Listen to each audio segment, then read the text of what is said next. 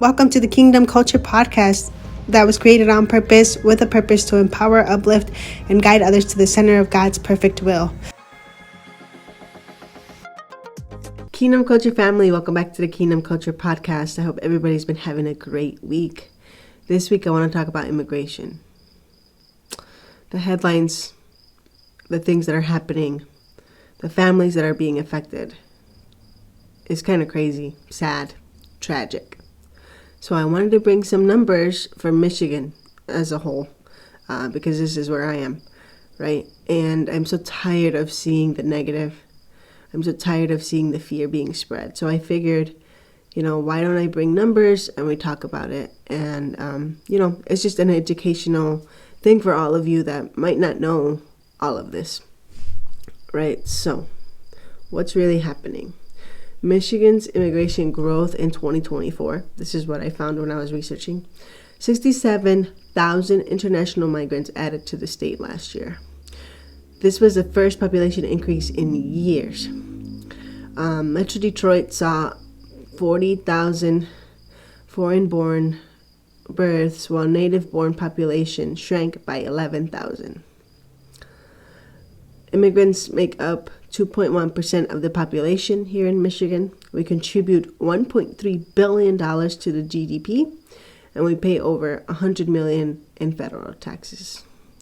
There are over 5,000 active DACA recipients in Michigan, myself included, and us DACA recipients contribute an estimated $42 million annually in state and local taxes. So one of the things that you hear or people comment or talk about is that we get freebies. We are taking advantage of whatever, and we're taking people's jobs. The data says differently. The facts state the truth, and we are hardworking people. $42 million annually in state and local taxes just with DACA recipients. $1.2 billion to the GDP. Yet we don't have access to all of the other things that you guys do. I mean, I give to the state, I give to the federal, but I'm not going to give back anything for Social Security if, I'm not allowed to have a citizenship, or if I get rejected, or, if it takes so long. At the end of the day, we are contributing. We are a part of the nation. And it's time that people know that, right? As you guys know, I came to the U.S. when I was 7. And growing up undocumented was so hard.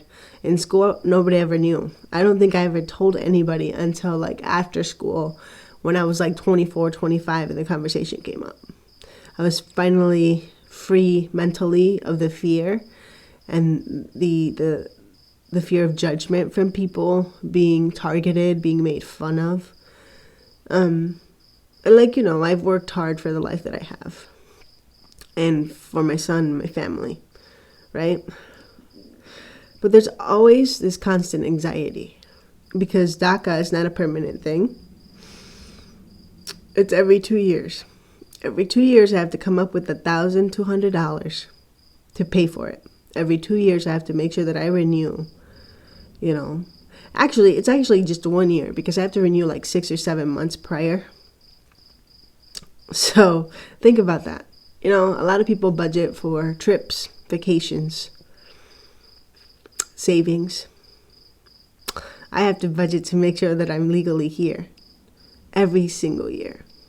And if I want to be a citizen, those are other fees, right? There is different applications, and every application has a different price. Sometimes you have to do multiple applications at a time. So that's about $10K. But the fear still remains, right? What if you do all that? What if you put in all that work and time and money and you get rejected?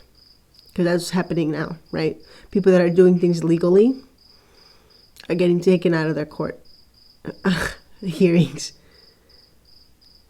It's not a joke. It's reality for a lot of us. And while you guys are in a reality of, not having to worry about anything like that, we think about that every day.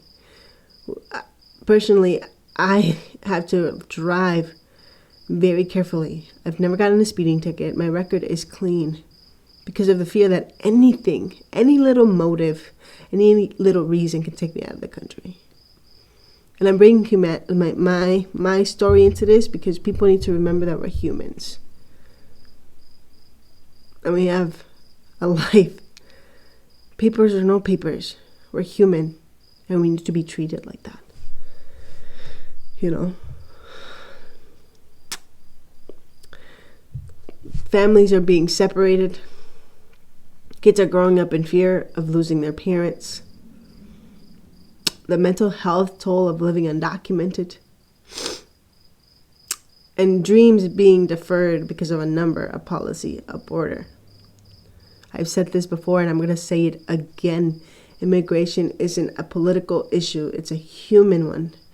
Every deportation is a child going to bed wondering if their parent will ever come home. Every policy change leaves thousands living on edge.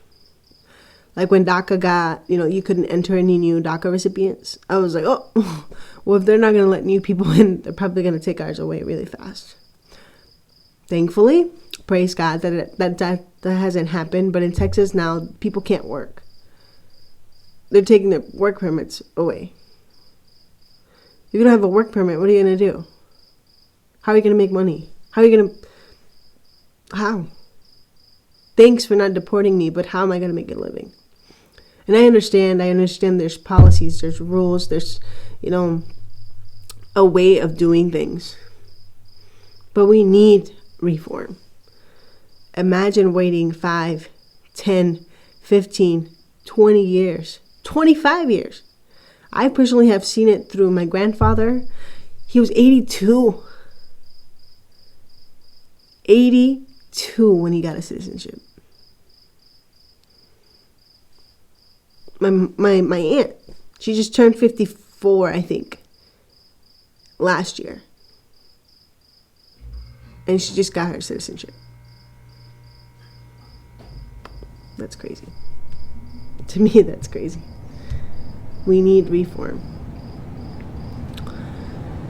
There was also a recent protest that we had here in Michigan. I was part of one in February, but there was another one in June. And then we had another one this past Saturday here in Holland. There was May Day rallies, immigrants and workers standing together. People are showing up and fighting back. And you can make an impact by just using your voice, calling, your representatives of your state and just letting them know, like, hey, we need changes. You can go to the courthouses, you can, talk to the judges and all of that stuff. That's what I've been encouraging people to do. And if you just, Google and research, who those people are in your state, it'll give you a breakdown of how to do it and what to do with it. Immigrant families are Michigan families. We work here, we build here, we belong here, right? So, support immigrant-owned businesses, join future marches and rallies, educate yourself and others, please. Education, I think, is the best thing because a lot of people might not know anything and they're just going off of emotions. They're just going off of what the media is showing. They're just going off of the bad titles and things. And I understand that there's been people that come to this country and have been horrible.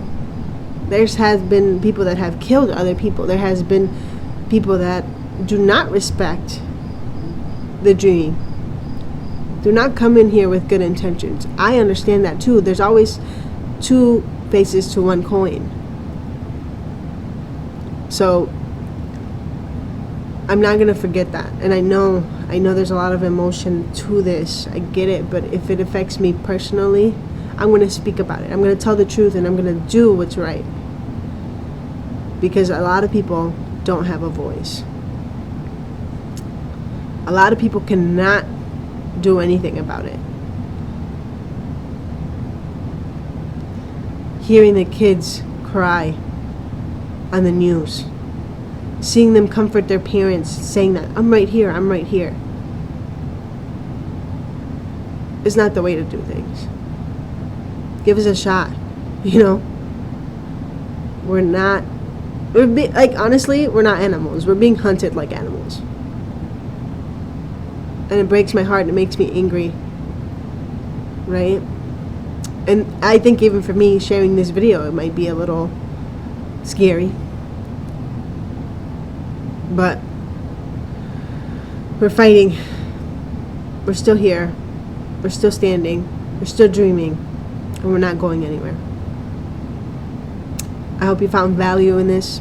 And if you found any facts that you want to share with anybody else, please do so. Be a loving friend. Love your neighbor as you love yourself.